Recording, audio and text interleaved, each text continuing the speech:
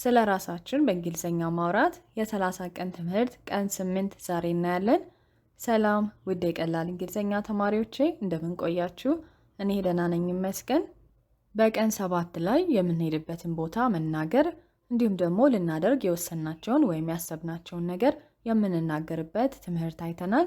በትምህርታችን መሰረት ፈተና ነበረን። ፈተናውን 12 ተማሪዎች ተሳትፎ አድርጋቸዋል። ሁላችሁም ጎበዞች በርቱልኝ። ተሳትፎ ስታረጉ ልምምድ ስታረጉ እጅግ በጣም ደስ ይለኛል። ስለዚህ ሁላችሁም በርቱልኝ፣ በዚሁ ቀጥሉ። ማሻሻል ያለባችሁን ደግሞ እያሻሻላችሁ ቀጥሉ ማለት ነው። ስማችሁን እንደተለመደው የዛሬ ትምህርት ቪዲዮ መጨረሻ ላይ የምጠራ ይሆናል።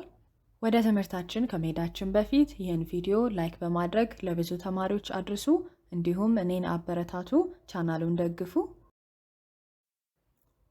በዛሬው ትምህርታችን ላይ ሁለት አይነት ንግግሮችን ነው የምናየው። የመጀመሪያው I am good at የሚለው ነው። እንደምታዩት በቀይ ያለው አዲስ የተጨመረ ቃል ነው ማለት ነው። I am ከሚለው መነሻ ንግግር አጠገብ good at የሚለው አለ። በአንድ ላይ I am good at እንለዋለን። ይህንን የምንጠቀመው እንግዲህ ጎበዝ የሆንበትን ነገር ለመናገር ነው። ማንኛውም ጎበዝ የሆንባቸውን ነገሮች ለመናገር ይችን የእንግሊዘኛ መነሻ ንግግር እንጠቀማለን ማለት ነው። ሁለተኛው ደግሞ I am ከሚለው አጠገብ bad at ሚለውን በማስከተል የሚከብደንን ወይም የማንችለውን ነገር ለመናገር እንጠቀማለን ማለት ነው። ስለዚህ በዛሬው ትምህርታችን ሁለቱን መነሻ ንግግሮች በመጠቀም አንደኛ ጎበዝ የሆንባቸውን ነገሮች እንናገራለን፣ ሁለተኛ ደግሞ የሚከብደንን ወይም የማንችለውን ነገር እንናገራለን ማለት ነው። ጎበዝ የሆንባቸውን ነገሮች በመናገር እንጀምራለን። I'm good at English. I'm good at English. እንግሊዘኛ ላይ ጎበዝ ነኝ ይላል። እያንዳንዱን ብንተረጉማቸው እንግሊሽ የሚለው እንግሊዘኛ ማለት ነው። ጉድ የሚለው ደግሞ ጎበዝ የሚለውን ይገልጻል። ነገር ግን ጉድ የሚለው ትክክለኛ ትርጉሙ ጥሩ ማለት ነው። ስለዚህ እንግሊዘኛ ላይ ጎበዝ ነኝ ወይም እንግሊዘኛ ላይ ጥሩ ነኝ እንደማለት ነው። ስለዚህ ጉድ የሚለው ጎበዝ የምትለዋን ትገልጽልናለች ማለት ነው። አት የሚለው ደግሞ የሚያመለክት ነው ወይም ምልከታን ነው የሚገልጸው። ስለዚህ እዚህ ጋር ላይ የሚለውን ይገልጽልናል ማለት ነው።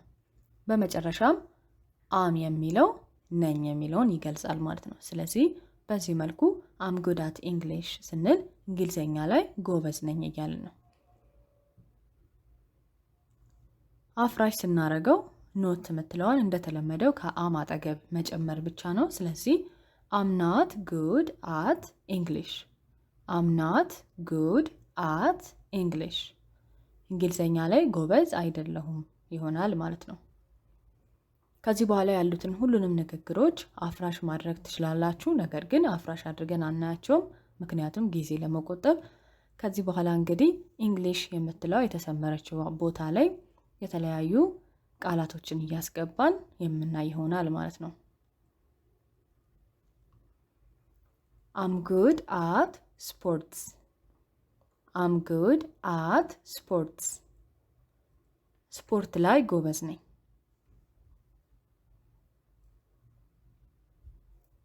I'm good at numbers. I'm good at numbers.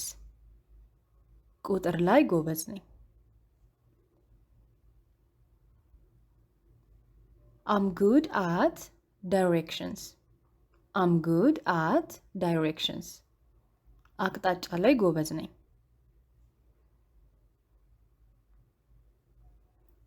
I'm good at computers. I'm good at computers. ኮምፒውተር ላይ ጎበዝ ነኝ። I'm good at teamwork. I'm good at teamwork. የቡድን ስራ ላይ ጎበዝ ነኝ።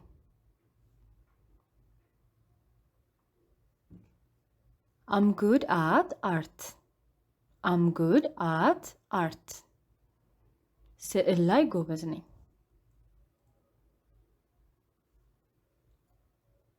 I'm good at cooking. I'm good at cooking. ምግብ መስራት ላይ ጎበዝ ነኝ። I'm good at teaching. I'm good at teaching. ማስተማር ላይ ጎበዝ ነኝ። I'm good at dancing. I'm good at dancing. ዳንስ ላይ ጎበዝ ነኝ ወይም መደነስ ላይ ጎበዝ ነኝ። I'm good at swimming. I'm good at swimming. መዋኘት ላይ ጎበዝ ነኝ ወይም ዋና ላይ ጎበዝ ነኝ።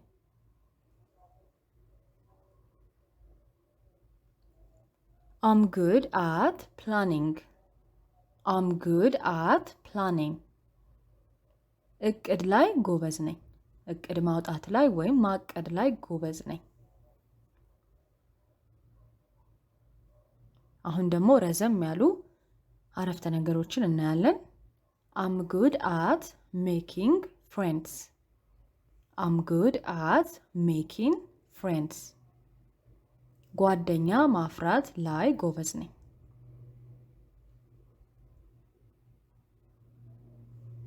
I'm good at telling stories. I'm good at telling stories. ታሪኮችን መናገር ላይ ጎበዝ ነኝ ወይም ጥሩ ተራኪ ነኝ እንደማለት ነው። I'm good at giving advices. I'm good at giving advices. ምክር መስጠት ላይ ጎበዝ ነኝ ወይም መምከር ላይ ጎበዝ ነኝ። advice ማለት ምክር ማለት ነው።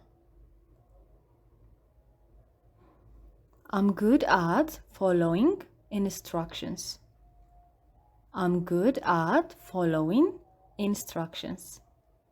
መመሪያ መከተል ላይ ጎበዝ ነኝ። instructions ማለት መመሪያ ማለት ነው።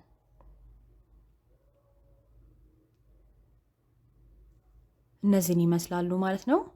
አሁን ደግሞ የሚከብደንን ወይም የማንችለውን ነገር መናገር እናያለን ማለት ነው። ነገር ግን ቅድም ያየነውን am good at የሚለውን አፍራሽ ስናደርገው am not good at ይሆናል። ስለዚህ ጎበዝ ነኝ የነበረው ጎበዝ አይደለሁም ይሆናል ማለት ነው። ስለዚህ የሚከብደንን ወይም የማንችለውን ነገር am not good at በማለት አፍራሽ አድርገነው መግለጽ እንችላለን። ነገር ግን ደግሞ ተቃራኒው አድርገነው am bad at ብለንም መናገር እንችላለን ማለት ነው። የጉድ ተቃራኒ ባድ ነው። ጉድ ማለት ጥሩ ነው፣ ባድ ደግሞ መጥፎ ማለት ነው። ስለዚህ am not good at ወይም ደግሞ am bad at ብለን መናገር እንችላለን ማለት ነው። ወደ ንግግሮቹ እንሂድ። I'm bad at names. I'm bad at names. ስሞች ላይ ሰነፍ ነኝ።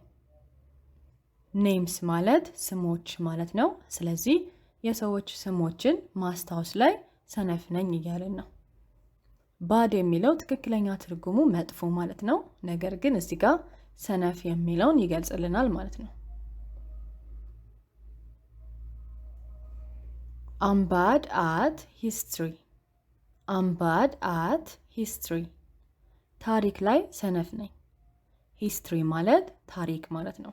የሀገራት ታሪክ ያለፈው ታሪክ ማለት ነው። ስለዚህ ያለፉ ነገሮች ታሪኮች ላይ ጎበዝ አይደለሁም ወይም ሰነፍ ነኝ ለማለት I'm bad at history እንላለን።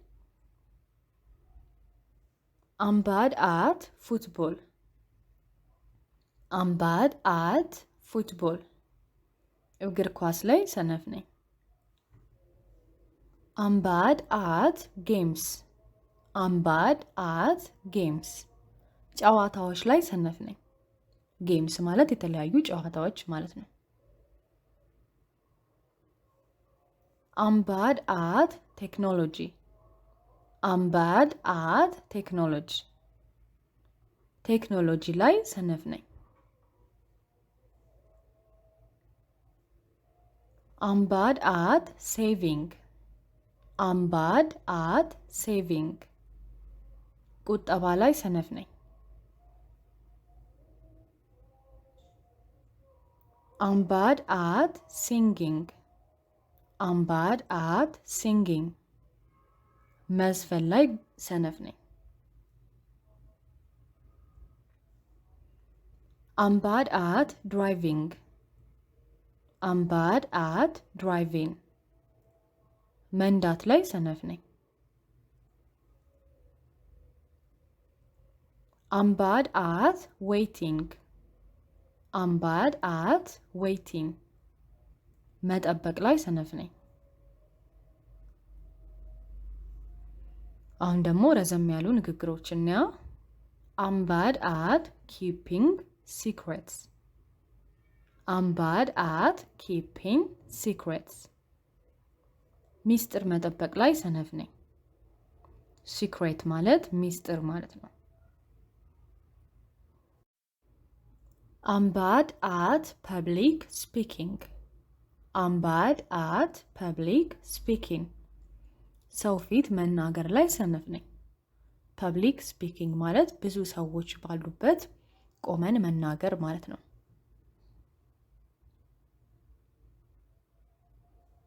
I'm bad at remembering dates. I'm bad at remembering dates. ቀኖችን ማስታወስ ላይ ሰነፍ ነኝ።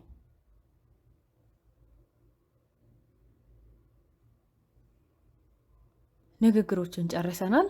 መጨረሻ ላይ እንግዲህ የምናየው ከእንግሊዘኛ ቋንቋ አንጻር የትኛው ላይ ጥሩ እንደሆንን ወይም ጎበዝ እንደሆንን የትኛው ላይ ሰነፍ እንደሆንን የሚገልጹ ንግግሮች ናቸው። እንመልከታቸው። I'm good at speaking. I'm good at speaking. መናገር ላይ ጎበዝ ነኝ። I'm good at listening. I'm good at listening. ማዳመጥ ላይ ጎበዝ ነኝ። I'm good at reading. I'm good at reading. ማንበብ ላይ ጎበዝ ነኝ። I'm bad at writing. I'm bad at writing. ጽሁፍ ላይ ሰነፍ ነኝ ወይም መጻፍ ላይ ሰነፍ ነኝ። I'm bad at spelling. I'm bad at spelling. ፊደላት ላይ ሰነፍ ነኝ። ስፔሊንግ ማለት በአጭሩ አንድ እንግሊዘኛ ቃል ይኖራል። ያንን ቃል እያንዳንዱ ፊደላቶችን መናገር መቻል ማለት ነው። I'm bad at vocabulary. I'm bad at vocabulary. የቃላት ትርጉም ላይ ሰነፍ ነኝ። ይህ ማለት የእንግሊዘኛ ቃላቶችን ትርጉማቸውን ማወቅ ላይ ሰነፍ ነኝ። በመጨረሻም I'm bad at grammar. I'm bad at grammar. ግራመር ላይ ሰነፍ ነኝ። ግራመር ማለት ደግሞ የእንግሊዘኛ ቋንቋ የተዋቀረበት ሕግ ማለት ነው። የዛሬው ትምህርታችንን ጨርሰናል ማለት ነው።